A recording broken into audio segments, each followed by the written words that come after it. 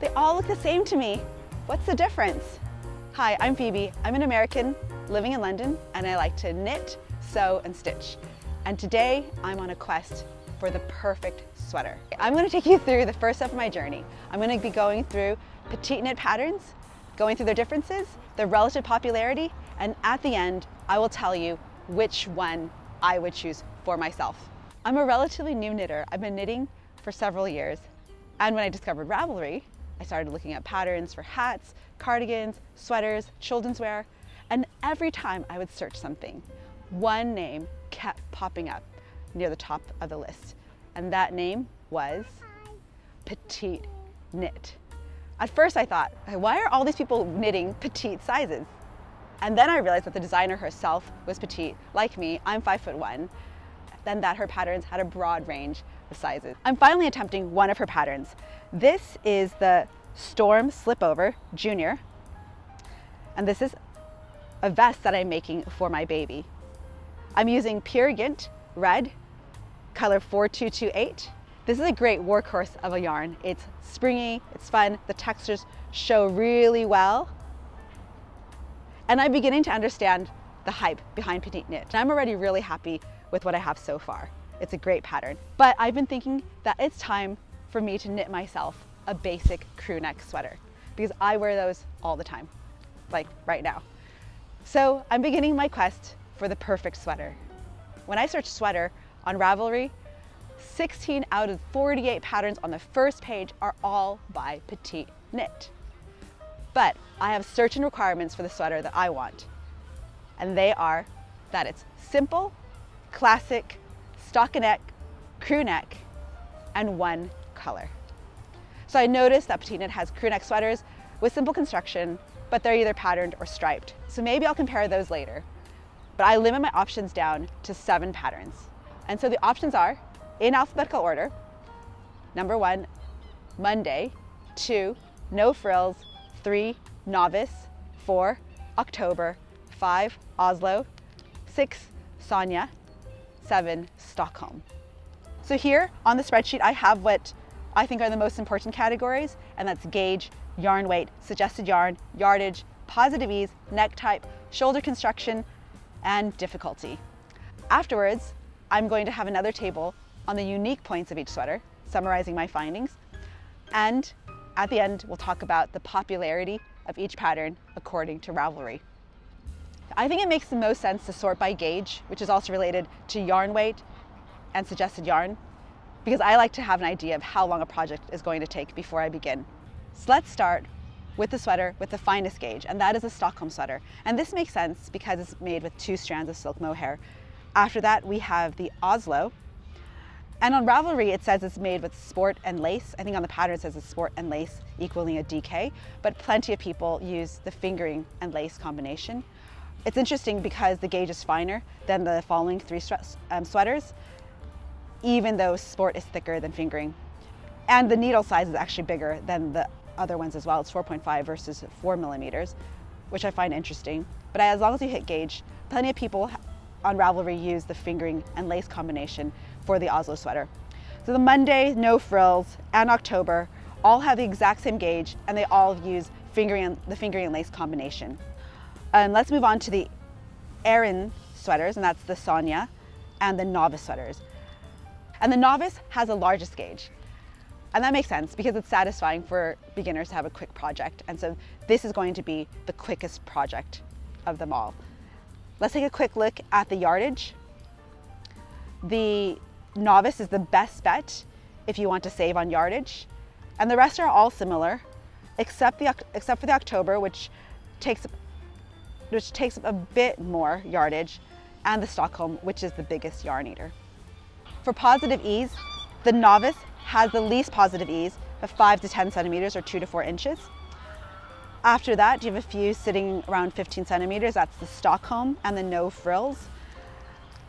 And 15 centimeters would be on the lower end of oversize. The Monday also falls at 15 to 20 centimeters. So that's also oversized, but kind of on the lower end of oversized. The Oslo is slightly bigger at 20-25 centimeters of positive ease. With the largest positive ease are the October and the Sonia sweaters. And they both have 30 centimeters of positive ease, and this is on the top end of oversize. And so some people recommend that you knit a smaller size if you want it less oversized.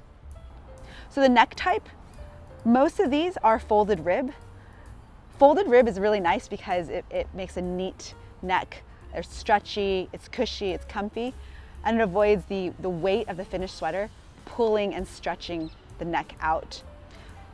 And no frills and novice are unfolded. And no frills is interesting because it's slightly lower. I think it kind of, that gives it more of a feminine look.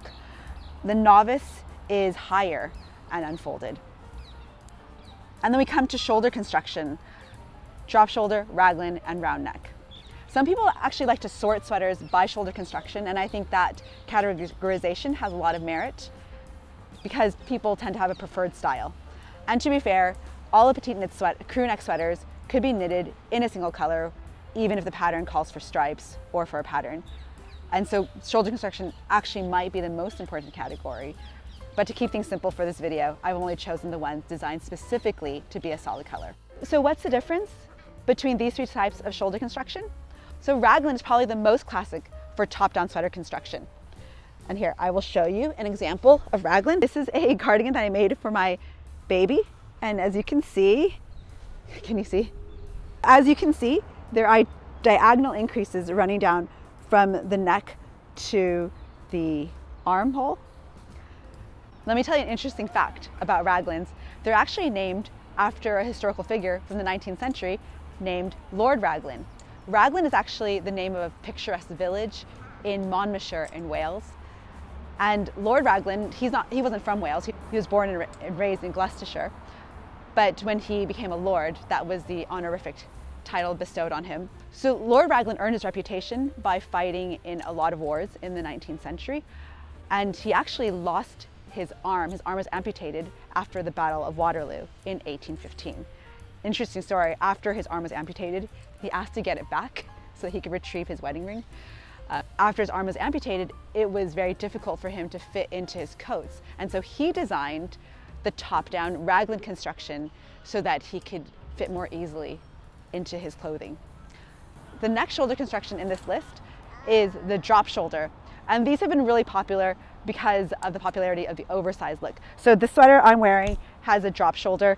The drop shoulders are basically made by sewing kind of two rectangular panels in the front and in the back.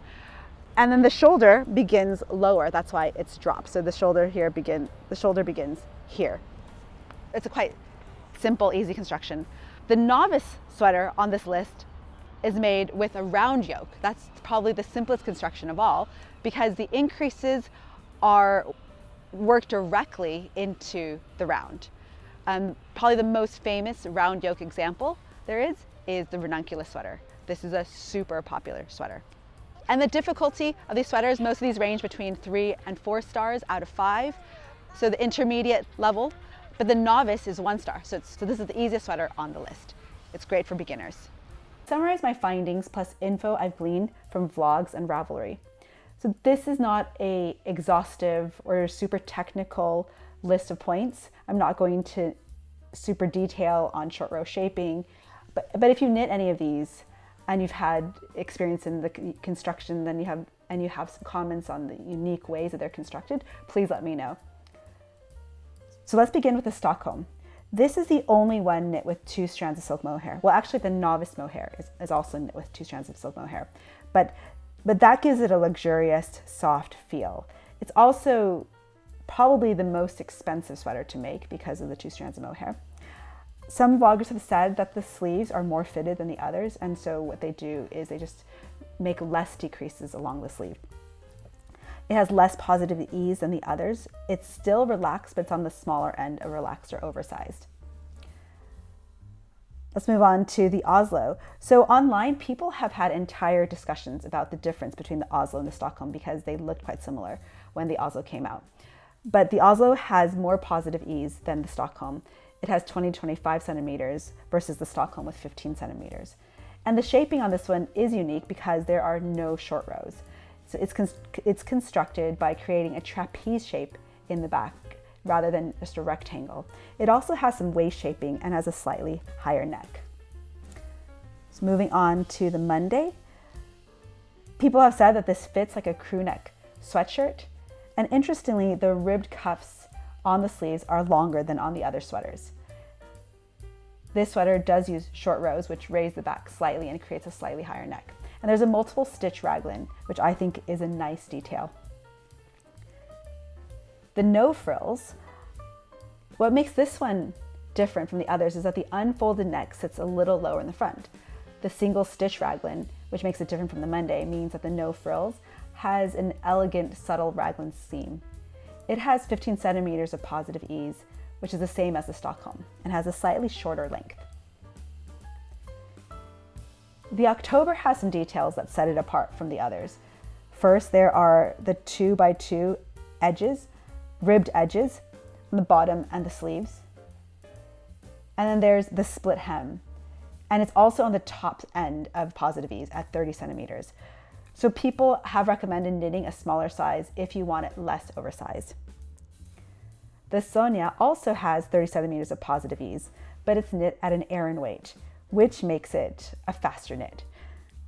I think this makes it more casual, and the recommendation is also to knit a smaller size if you want it less oversized, if you want less positive ease.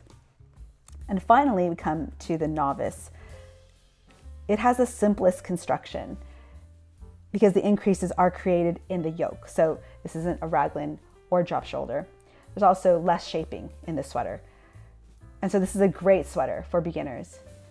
This has the least positive ease at 5 to 10 centimeters, and it also has a higher neck than the others. So I actually debated whether or not this should be on the list, since this isn't technically a crew neck, but it's the most beginner friendly of Petite Knit's patterns, and it falls into the classic stockinette category. So I thought it would be useful to include it on the list. There are also some variations on the pattern. There is also the Novice Chunky, and this is made with bulky yarn. So it has the largest gauge, and it's made on 7mm needles. So this is a super quick knit, well, relatively in knitting terms. It also has 18 centimeters of positive ease, so more than the original Novice. The Novice mohair is made with 2 strands of mohair, and it has the same gauge as the Monday No Frills and October, and it's made on 4cm needles, and it has 6 to 12 centimeters of positive ease. Now let's compare their popularity on Ravelry. This is in the spring of 2025, so it could change at any time. And to be fair, all of these sweaters are super popular. You can find them all within the first 10 pages on Ravelry when searching for sweaters and sorting them by popularity. But in 7th place, we have the October sweater. In 6th place, we have the Oslo sweater. In 5th place, we have the Stockholm sweater. 4th place, the Sonia sweater. 3rd place is the Novice sweater. This is interesting because that doesn't include the chunky and mohair versions. So altogether, that it might be the most popular one, but we'll just stick with the original pattern. And so in 2nd place, we have the Monday sweater. And in 1st place, we have the No Frills sweater. So after all that, which one would I make? After all this comparison, I'd go with the Monday sweater. Personally, I like things casual, comfortable, not super oversized. I like the folded neck. I like raglans. And the Monday is right in the middle for gauge, right in the middle for yarn usage, and right in the middle for difficulty. And it's 2nd in popularity, and the public can't be that far off. Let me know in the comments below if this kind of video is useful to you. And also let me know if you've made any of these sweaters and your experience with them. Also let me know if there are any other simple crew neck sweaters that you love. I'm going to be working on more comparisons soon. And if you want to continue on this quest for the perfect sweater, please subscribe. I need to compare Petite Knit with other designers, and so I'll see you next time. My quest for the perfect sweater isn't finished, so I hope you'll join me. I hope you'll subscribe. Hope you subscribe and join me for my quest to find the perfect sweater. Okay. The duck on the water now. You want to see the duck in the water now? Yeah?